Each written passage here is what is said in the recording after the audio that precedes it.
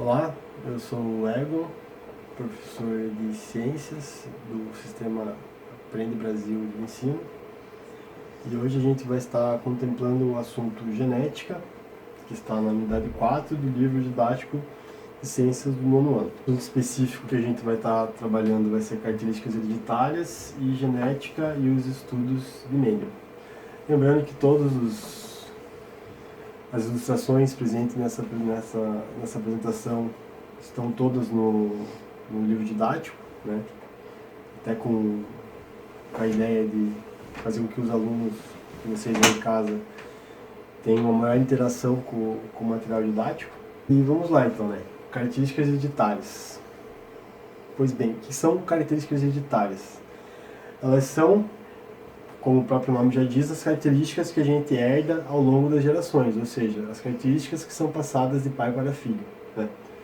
Ou de mãe para filho. E aqui é uma ilustração da onde está armazenada essa informação, né? Que é o DNA, né? No caso aqui é um esquema representando um gene, né? São vários pares de base que formam um gene, e esse gene vai expressar uma característica física, né? E como que funciona esse mecanismo para que a gente tenha essa expressão dessa característica física, né? A gente está vendo aqui o DNA, né, que é o ácido desoxirribonucleico, e aqui o RNA, que é o ácido ribonucleico, né? E aqui a gente tem uma fita dupla e aqui uma fita simples. E, na verdade, o que acontece, né?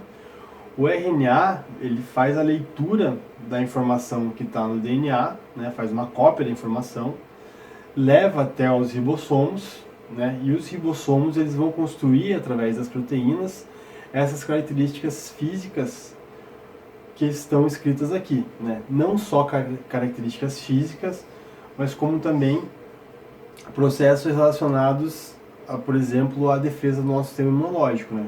Quando a gente tem algum patógeno afetando o nosso corpo, né, um vírus, uma bactéria, um protozoário, ou até um fungo, o nosso corpo ele cria a defesa através das informações genéticas que a gente tem aqui dentro. Então, os ribossomos, né, eles também, através dessas informações, eles são capazes de produzirem proteínas específicas para essas proteínas estarem atuando na neutralização desses patógenos, né?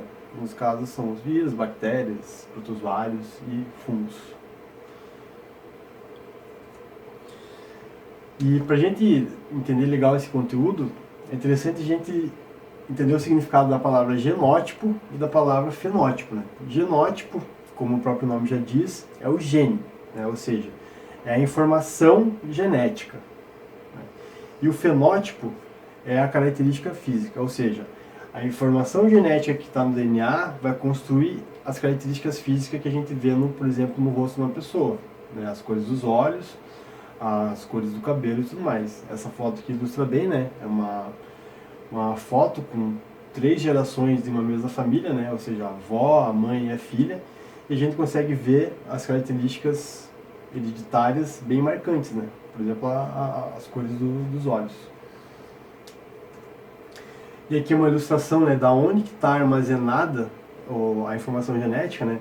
É interessante destacar que grande parte das células do nosso corpo, elas possuem um núcleo, né? São células nucleadas, né? Tirando, né, excluindo as hemácias, que são células anucleadas. Porém, todo o restante possui o núcleo, e dentro do núcleo existem lá 40, no caso da nossa espécie, né, 46 cromossomos. Né? E é interessante a gente aqui já destacar e diferenciar o que são células somáticas e células sexuais, né? E também já diferenciando o que é célula diploide do que é célula haploide. Então, vamos usar a nossa espécie como exemplo, né? Na espécie humana, as células somáticas, né, ou seja, as células diploides, que elas contemplam a informação genética tanto do pai quanto da mãe do indivíduo, essas células na nossa espécie elas possuem 46 cromossomos, né? Então são as células, né, a grande parte das células do nosso organismo, né? E as células sexuais, no caso da nossa espécie, elas apresentam uma formação reduzida, né? Ou seja, elas apresentam 23 cromossomos, a metade da informação genética que tem uma célula somática, né? Então, com isso a gente pode afirmar que uma célula diploide, uma célula somática, ela é resultado de um processo mitótico. E uma célula haploide, uma célula sexual, ela é resultado de um processo meiótico, ou seja, a meiose, né? Que é um processo de redução da informação genética da célula para a formação do gameta, né? E até uma coisa interessante, né? A gente, quando fala desses mecanismos, que eles são os responsáveis, por exemplo, de a gente, quando a gente olha uma família lá, de um pai e uma mãe lá que tem 6 ou 7 filhos, né? Esses mecanismos, eles são responsáveis por esses filhos não serem todos iguais, pelos processos de diferenciação que essas células sofrem, né, durante a meiose, né? Então isso é uma coisa muito interessante de destacar. E aqui a representação do que são os cromossomos homólogos, né, que são, no caso, um cromossomo que vem do macho, né, ou do pai, outro da mãe, né, e aqui são os pares e bases, né, que, ou seja, que vão fazer parte dos genes, né, que vão acabar, por final, lá no processo que eu falei, do ribossomo, da proteína, que vão expressar as informações. E aqui agora a genética e os estudos de Mendel, né? Aqui é uma figura para ilustrar, né, mais ou menos o que Mendel via, né, no seu jardim lá, quando ele começou a observar as relações que existiam entre as plantas, né? Por exemplo, ele conseguia ver que existia uma espécie e essa espécie apresentava várias características diferentes, né? Por exemplo, desde sementes verdes, amarelas, lisas, rugosas, as cores, a variação na cor da vagem, na textura da vagem, a variação de cor nas flores e tudo mais. E a partir dessas relações, ele começou a fazer experimentos. E quais foram esses experimentos? O primeiro experimento de Mendel, no jardim dele lá, o que ele fez? Ele selecionou descendentes, né, de plantas predominantemente púrpuras e plantas predominantemente brancas, né? E aí, no cruzamento entre essas flores brancas e púrpuras, ele observou que todos os descendentes, né, todos os que nasceram desse cruzamento, todos apresentavam a cor púrpura, né? E aí Mendel começou a entender a relação de dominância, né, que uma característica tem sobre a outra. No caso, a dominância aqui está com a cor púrpura, no caso, né? E aqui também é interessante a gente já destacar, para melhorar o entendimento do conteúdo, o que é heterozigoto e o que é homozigoto, né? Então ali heterozigoto seria, né, azão azinho ou bezão bezinho, e homozigoto é quando os alelos são iguais, né? Azão azão vai ajudar a gente a entender bastante coisa. E a partir do cruzamento aqui, como eu estava falando, ele observou que todas as plantas eram púrpuras, né? Só que a geração parental, né, ou seja, os pais, né, eles eram homozigóticos, ou seja, eles eram a púrpura, ela era homozigótica dominante para a cor púrpura. E aqui a flor branca também homozigótica recessiva, né, no caso aí, como são dois recessivos, vai se expressar a cor que é do recessivo, né? E daí no caso a flor branca. Então ele observou que o dominante estava com a cor púrpura, né? E daí, quando ele realiza o retrocruzamento que a gente fala, né, ele faz o cruzamento da geração F1, porque as plantas, grande parte das plantas, elas apresentam tanto o órgão sexual masculino quanto feminino, né? E isso proporciona com que você consiga autofecundar as plantas. Então Mendel conseguiu fazer o cruzamento entre elas, né, entre as plantas da cor púrpura. E o que acontece, né? Daí aqui só para facilitar o exemplo, ele cruzou plantas bezão bezinho com bezão bezinho, né, que são as de cor púrpura. E o que foi observado o resultado desse cruzamento, né? Esse quadrinho aqui, ó, ele também vai auxiliar na aplicação da segunda lei de Mendel, para a gente conseguir filtrar quais gametas a gente está utilizando, né? O nome desse quadrinho é o quadro de Punnett. Ou seja, eu só coloquei aqui, ó, o B, Bzão e o Bzinho, o Bzão e o Bzinho e cruzei, né? Qual que é o resultado? Eu vejo aqui, ó, que 75% dessa geração vai apresentar a coloração púrpura e só 25% vai apresentar a coloração branca, que significa o recessivo, né? Então, o que eu posso explorar aqui? Que a grande, né, o grande questionamento final, né, a grande proposição final da lei de Mendel é exatamente relacionada a isso que a gente acabou de dizer, né, a segregação independente dos alelos, né, que os alelos de um gene para determinada característica se separam de forma independente. Né? E quando a gente começa a olhar as proporções, a gente consegue ver aqui, ó, a proporção de heterozigotos, né, que é apenas 50%, e de homozigótica, né, que é também 50%. Tanto homozigótico dominante quanto homozigótico recessivo. Né? Essas são as relações que Mendel realizou através dos seus experimentos. E aqui fica uma chamada, claro, para vocês pesquisarem no livro didático de vocês quais os tipos de dominância em relação à expressão de características físicas dos seres vivos que também corresponde aos princípios da primeira lei de Mendel. Né?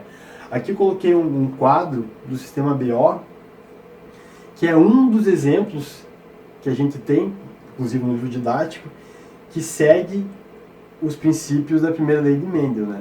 Os princípios de dominância. Né? E aí eu deixo com vocês, né, em casa, para vocês pesquisarem e escreverem nos seus cadernos e tudo mais, quais os outros tipos de dominância que existem que seguem a primeira lei de Mendel. Né? Falando agora da segunda lei, que é o de hibridismo, né? Aqui novamente, ó, eu vou pedir para vocês que na hora, aqui está o quadro, né, e todas as proporções já da segunda lei, e quando vocês forem montar, né, os gametas para segunda lei, eu também vou pedir para vocês usarem o quadro de Punnett. Então, como nós estávamos falando de hibridismo, né, e eu dei a sugestão do quadro de Punnett para vocês estarem usando ele como auxílio no entendimento sobre a segunda lei de Mendel. Agora eu vou construir essas instruções, né, esse método de entendimento com vocês agora. E daí, no final dessa explicação vai ficar uma sugestão de exercício para vocês estarem fazendo em casa.